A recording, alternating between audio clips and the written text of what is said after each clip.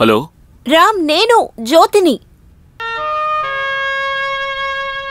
Hello, నేను జ్యోతిని. రామ్,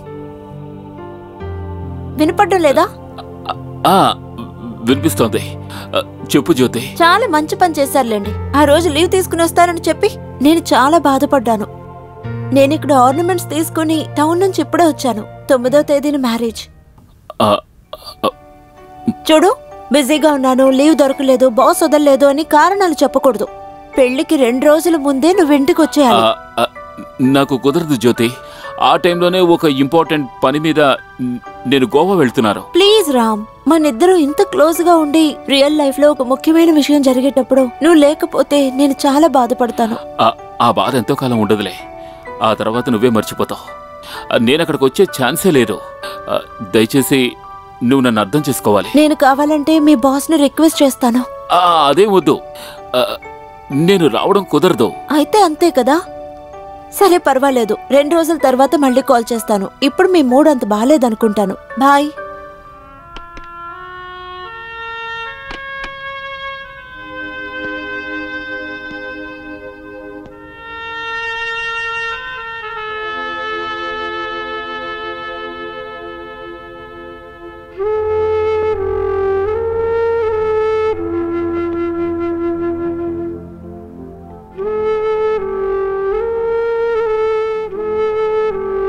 ఇది నా చిన్న బహుమతి.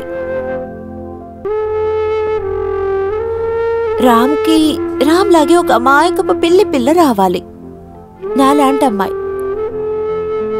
Happy birthday to you.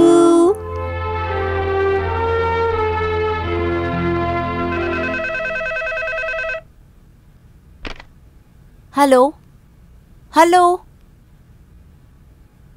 Hello, ఎవరు మాట్లాడుతున్నది? హలో,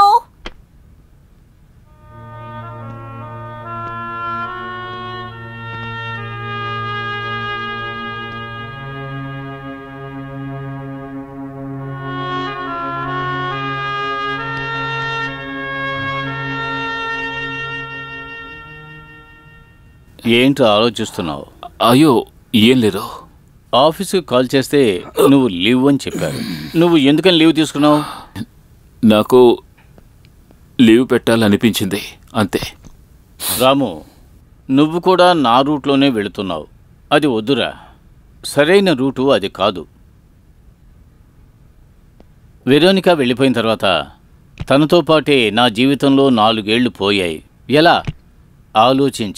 ఆలోచించి బాధపడి దానివల్ల లాభం ఏంటి? ఇంకో అమ్మాయిని పెళ్లి చేసుకోకూడదనే దృఢ నిశ్చయంతో. కానీ ఆ నిర్ణయం తప్పుడు నిర్ణయం తెలుసుకునేలోపు పెళ్లి వయసు కూడా దాటిపోయింది. దానికి నేను ఒప్పుకోను. అది మాత్రమే కాదు, నీ కేసులో నీ ప్రేమ ఆమెకు తెలియదు అనే విషయాన్ని కూడా నువ్వు అర్థం చేసుకోవాలి. అయినా నేనేమైనా మీలాగా శపథం చేస్తానని చెప్పానా? అది కాదురా, నువ్వు లీవ్ పెట్టి ఇక్కడికి వచ్చిన వెంటనే నువ్వు కూడా నాలాగే అయిపోతావేమోనని భయపడ్డాను. ఉదయం ఆఫీసుకు ఫోన్ చేస్తే నువ్వు లేవని తెలిసి తను నాకు ఫోన్ చేసింది. పెళ్ళికి రావాలి అని చెప్పింది. మనం వెళదాం. చాలా బాగుంది. ప్రేమ గేమ లేకపోయినా ఎవడో ఒకడు తన మెళ్ళో తాళి కడుతుంటే నేనెందుకు అది చూడాలి? అది నేను చెప్తాను. అది నీకు చెప్పడానికే ఈ పాలకుంజన్ పాల్ నీకంటే ఎక్కువ అనుభవాన్ని సంపాదించుకున్నాడు. నీతో గొడవపడో జోకులు చెప్పో కొన్నాళ్ళైనా నీతో గడిపిన జ్యోతిని నువ్వెప్పుడు తలుచుకుంటున్నావు. ఆ ఆలోచన మంచిది కాదు. మరొకరి చేత తాళి కట్టించుకుని భార్య అయిన జ్యోతిని నువ్వు ఖచ్చితంగా చూడాలి. భవిష్యత్తులో నువ్వు ఆమె గురించి ఆలోచించినప్పుడు నీకు ఆ రూపమే కనపడాలి. అతి త్వరలోనే ఆమెను నీ మనసులోంచి తరిమేయటానికి అదే మంచి మందు. అర్థమైందా? అది కాదు, నేను ఏమీ చెప్పొద్దు.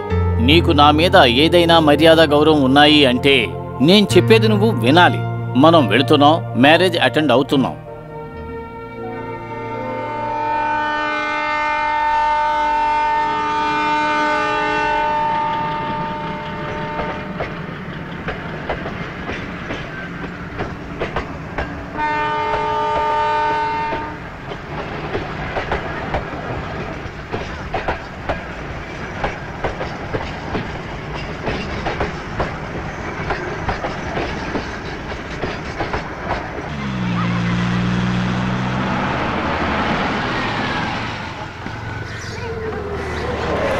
దాని గురించి నేను వివరంగా మాట్లాడతాను.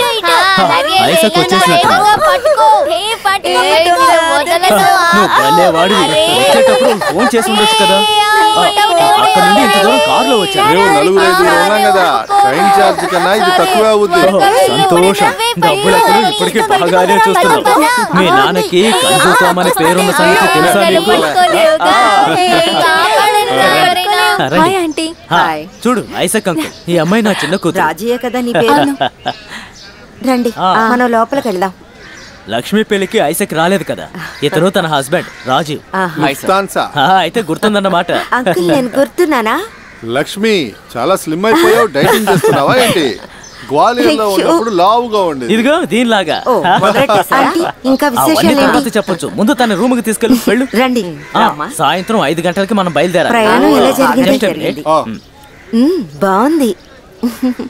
అక్క, చెన్నై నుంచి ఎవరో వచ్చారు. చెన్నై నుంచా? ఎక్కడున్నారు? ఇదిగో బయట కూర్చున్నారు.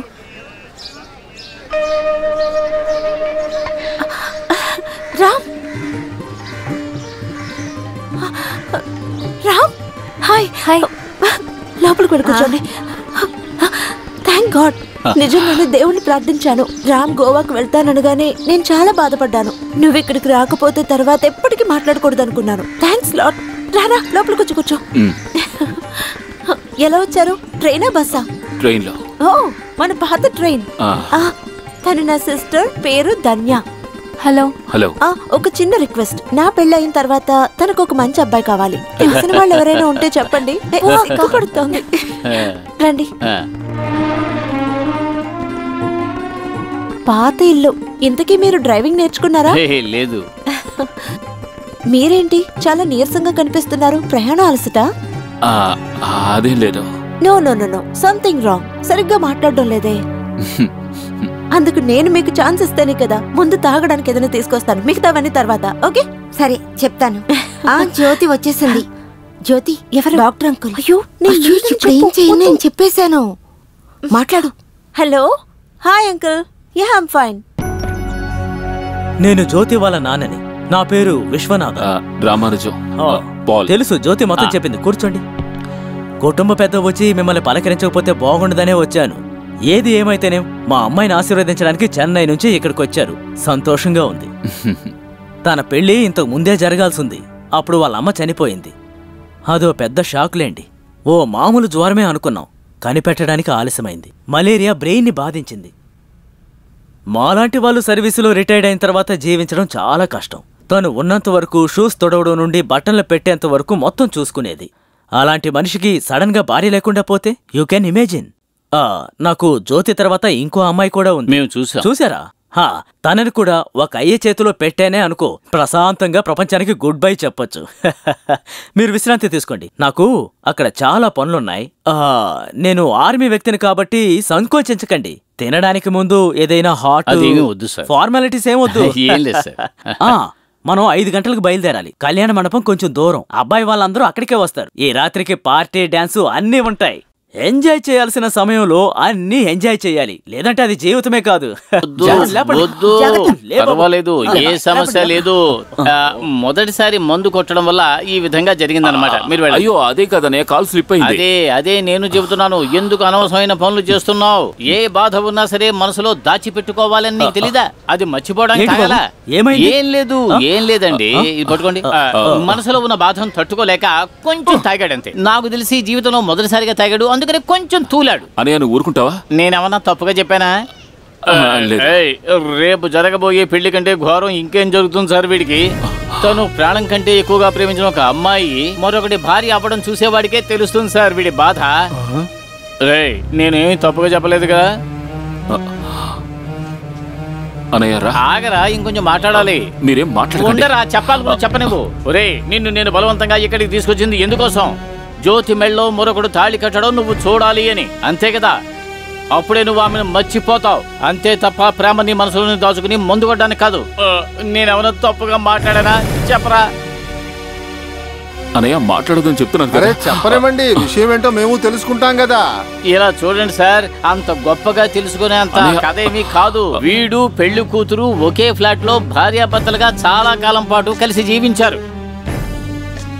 పెళ్లి అని ఆవిడ ఇక్కడికి వచ్చేగానే ఇతని మనసు విరిగిపోయింది.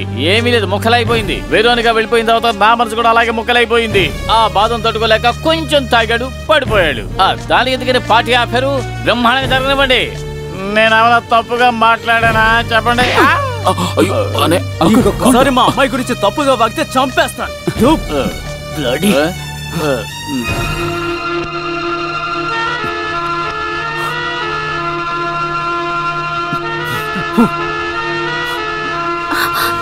నాన్నా, వీడు వాగుతుందంతా నిజమేనా? ఏంటి? నువ్వు వీడు ఒకే ఇంట్లో ఉంటున్నారా?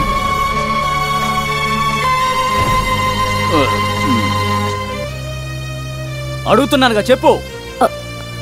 అది ఉండటానికి ఒక మంచి ఇల్లు దొరకపోయేసరికి అందుకు మరోలా అర్థం చేసుకోకూడదు. నేను ఆ రోజే చెప్పాను కదా, గ్రామంలో ఉండే అమ్మాయి అయితే అణుకుగా ఉంటుంది. Behave yourself.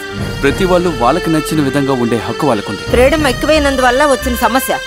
అంటే విచారించకుండానే పెళ్లి ఏర్పాట్లు చేసేసారా మీరు? ఏంటమ్మా ఈ విషయం నువ్వు నాకు ముందే చెప్పుండాల్సింది కదా. నాన్న, మంచి స్నేహమే గాని ఇంకేమి. విశ్వనాథన్, ఎవరితోనో కాపురం చేసిన దాన్ని మాకు అంటగడదామని చూశారు కదా మీరు.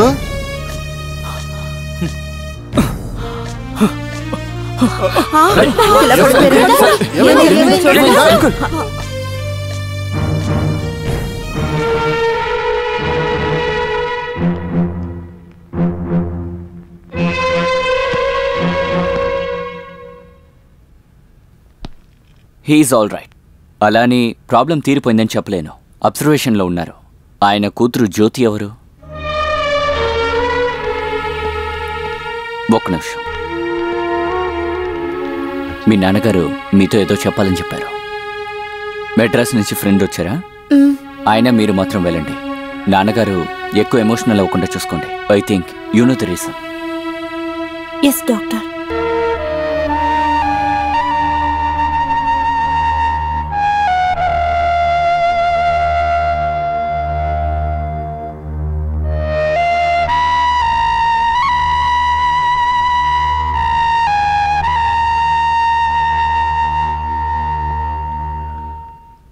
పరువు ప్రతిష్ట ఉన్న ఏ తండ్రైనా దీనికి అంగీకరించలేడు. 30 సంవత్సరాల ఆర్మీ సర్వీస్, కెనల్ అనే పోస్టింగ్, పరువు గల కుటుంబం, అన్నీ ఒక్క క్షణంలో మంటగలిసిపోయాయి. నాన్న, నేను చెప్పేది మీరు నమ్మాలి. కలిసి ఉన్నామే గాని మా మధ్య ఎలాంటి సంబంధం లేదు నాన్న. నేను నిన్ను నమ్ముతాను, కానీ అక్కడికొచ్చిన అందరినీ నువ్వు నమ్మించగలవా?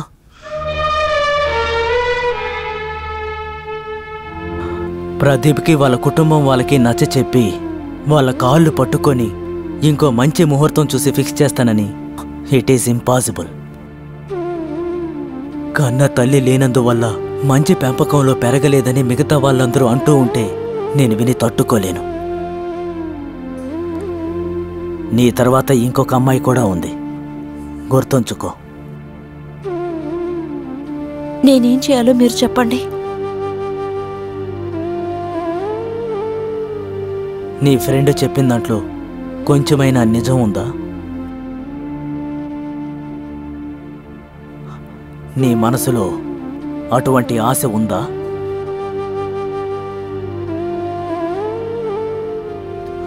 Tell me the truth.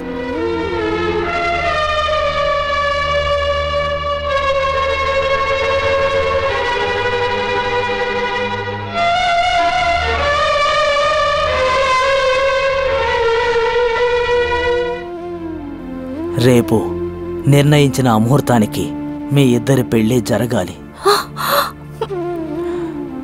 దీనికి పరిష్కారం అదొక్కటే. అందరికీ నేను చెప్పుకుంటాను. నా మనసుకు బాధ కలగకూడదంటే ప్రదీప్తో నువ్వు నీ పెళ్లికి ఒప్పుకున్నావు. ఇప్పుడు మీ ఇద్దరి బంధం తెలియగానే నేనే ఇటువంటి నిర్ణయం తీసుకున్నానని అందరికీ చెప్పేస్తాను. This is a final word.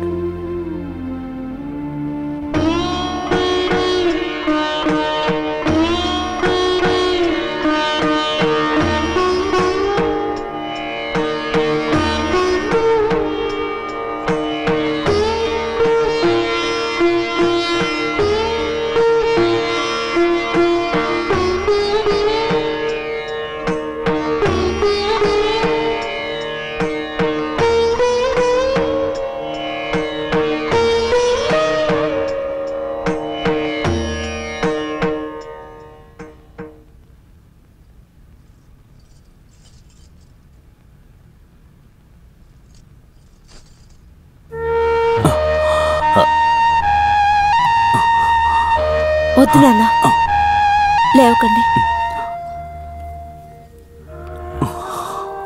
మిమ్మల్ని ఇలాంటి పరిస్థితుల్లో వదిలేసి వెళ్ళటం చాలా కష్టంగా ఉంది.